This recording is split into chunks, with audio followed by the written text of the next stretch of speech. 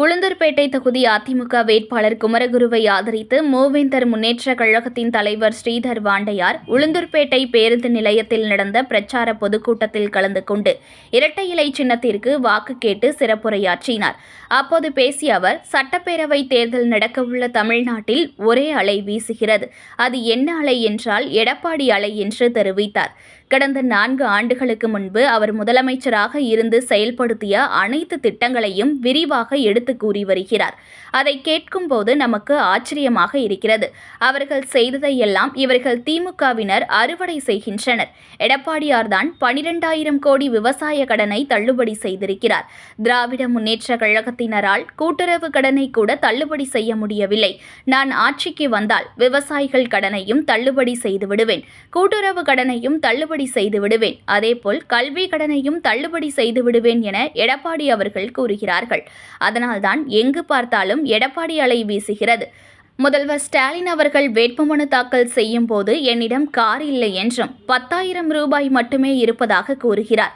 உதயநிதி தனியார் சினிமா நிறுவனம் நடத்தி வருகிறார். அவரது மருமகன் முதலமைச்சரையே இயக்குகிறார். அப்படி இருக்கும் பொழுது முதலமைச்சர் வெறும் 10,000 ரூபாய் மட்டுமே உள்ளது என்பதை ஏற்க முடியுமா? திமுகவிற்கு ஓட்டு போட்டால் மத்திய அரசிடமிருந்து எந்தவிதமான பணமும் வராது. எடப்பாடியாருக்கு ஓட்டு போட்டால் மத்திய அரசின் பணம் தமிழகத்திற்கு கிடைக்கும். அதேபோல் தமிழ்நாடு பொருளாதார வளர்ச்சி அடையும் என தெரிவித்துள்ளார். 4-5 நாட்களாக தமிழகத்தினுடைய பல்வேறு பகுதியிலிருந்து என்னிடம் தொலைபேசியில் பேசிக் கொண்டிருக்கின்றார்கள். வாட்ஸ்அப், பேஸ்புக் மூலம் பேசுறாங்க. அதுல பாக்குறப்ப நமக்கு என்ன தெரியுதுன்னா, ஒரு பயங்கரமான ஒரு அலை வீசுது. அது என்ன அலைன்னா எடப்பாடி அலை வீசுது. எடப்பாடிக்கு ஒரு அலை வீசுது. அதை அவர் மைக் எடுத்து பேசினாருன்னு வச்சுக்கல, அப்படியே புட்டு வைக்கிறாரு. எல்லா உண்மை, இப்படி ஒரு உண்மையை பேசக்கூடிய ஒரு முதலமைச்சர், முன்னாள் முதலமைச்சர், இந்நாள் எதிர்கட்சி தலைவரை பார்க்கின்ற போது நமக்கு ஆச்சரியமாக இருக்கின்றது. அவர் முன்னே முதலமைச்சராக 4 ஆண்டுகள் இருந்த போது என்னெல்லாம் செய்தாரோ அதையெல்லாம் எடுத்து சொல்லுகின்ற போது நமக்கு மிகவும் ஆச்சரியமாக வியப்பாக இருக்கின்றது. இதையெல்லாம் இவர் செய்தார், அவர் செய்ததெல்லாம் இவர்கள் அறுவடை செய்து கொண்டிருக்கின்றார்கள். திமுகவில் நான் செஞ்சேங்கிறாங்க. ஆனா ஆக்சுவலி பார்த்தா எடப்பாடியார் தான் அவ்வளவு செய்திருக்கின்றார். அவர் தான் 12,000 ரூபாய்க்கு 12,000 கோடி விவசாயிகளுடைய கடனை தள்ளுபடி செய்திருக்கின்றார். இந்த திராவிட முன்னேற்ற கழகத்திலே கேட்டால் அவர்கள் என்ன சொல்லுகின்றார்கள்? அவர்களிடம் இந்த கூட்டுறவு சொசைட்டி இருக்கக்கூடிய கடனை தள்ளுபடி செய்ய சொன்னார். அதை செய்ய அவர்களால் முடியவில்லை. ஆனால் நம்முடைய எடப்பாடி என்ன சொல்லுகின்றார்? நான் ஆட்சிக்கு வந்தால் விவசாயிகளுடைய ஒட்டுமொத்த கடனையும் தள்ளுபடி செய்து விடுவேன், கூட்டுறவு கடனும் தள்ளுபடி செய்து விடுவேன், மாணவர்களுடைய கல்வி கடனும் தள்ளுபடி செய்வேன் என்று நம்முடைய எடப்பாடி அவர்கள் கூறுகின்றார்கள்.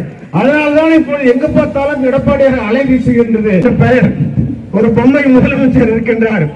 அவர் வேட்புமனு தாக்கல் செய்கின்ற போது சொல்லுகின்றார், என்னிடம் வாகனங்களே இல்லை, காரே இல்லைங்கிறாரு. இன்னொன்னு என்ன சொல்றாரு? பணம், கையிருப்பு பணம் 10,000 ரூபாய் தான் இருக்கின்றாரு.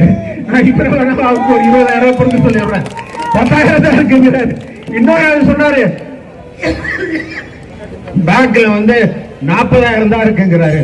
என்ன 5 முறை உங்க அப்பா முத்துவேல் கருணாநிதி முதலமைச்சராக இருந்தார். விஞ்ஞான ரீதியாக கொள்ளையடித்த விவரம் எல்லாம் சர்க்காரிய கமிஷன் எல்லாம் வந்த கதையெல்லாம் எங்களுக்கு தெரியும். நாங்கள் பிறந்த காலத்தில், கல்லூரியில படிக்கும் காலத்தில் அந்த லஞ்ச ஊழல் எல்லாம் எடுத்து சொல்லியிருக்கின்றார்கள். எவ்வளவு வீடு சொத்துக்கள் வாங்கினீர்கள் எங்களுக்கு தெரியும். இதெல்லாம் வைத்துக் கொண்டு வெறும் 10,000 ரூபாய் இருக்கு, 40,000 ரூபாய் இருக்குன்னு சொன்னா யார் நம்புவா? உங்களுடைய தமிழ் புதல்வன் உதயநிதி அவர்கள் இன்று தமிழகம் எங்கும் சென்று வருகின்றார். ஒரு விளையாட்டு பிள்ளை, அவர் விளையாட்டுத்துறைக்கு அமைச்சராக இருக்கின்றார். அவர் ஒரு இயக்கம், அவர் ஒரு கம்பெனி நடத்துகின்றார். என்ன கம்பெனி என்றால் ரெட் ஜெயன்ட்ஸ் என்ற ஒரு கம்பெனி நடத்துகின்றார்.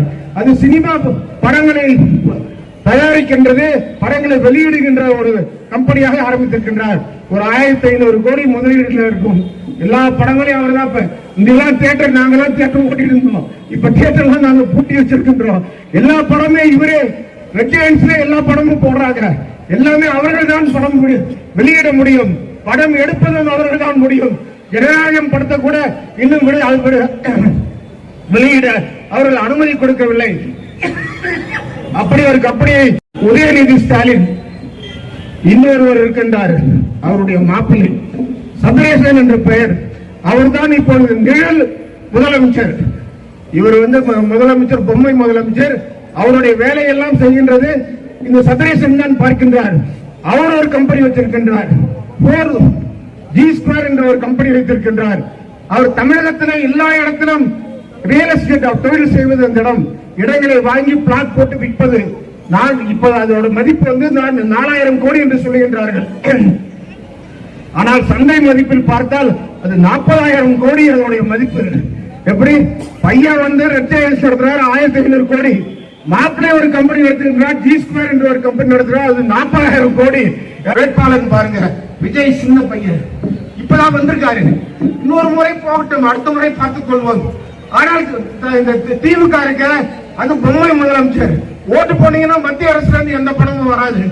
ஆனால் எடப்பாடிக்கு ஓட்டு போட்டால் எடப்பாடி தான் இந்த 3 பேரிலே சிறந்த முதலமைச்சர் வேட்பாளர் நம்முடைய எடப்பாடி அவர்கள் தான். எடப்பாடியை வெற்றி பெற செய்தீர்களானால், அவரை ஆட்சிக்கு வருவதற்கு நீங்க வழிவகுத்துக் கொடுப்பீர்களானால் கண்டிப்பாக தமிழகத்துடைய பொருளாதார முன்னேற்றம் அடையும்.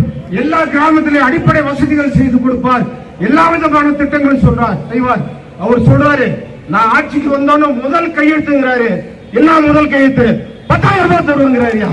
ஒரு குடும்பத்துக்கு 10,000 ரூபாய் தருவேன் அப்படின்னு யார் சொல்றாரு? எடப்பாடி சொல்றாரு. இவன் என்ன சொல்றான்? டோக்கன் தருவாங்கிறான்.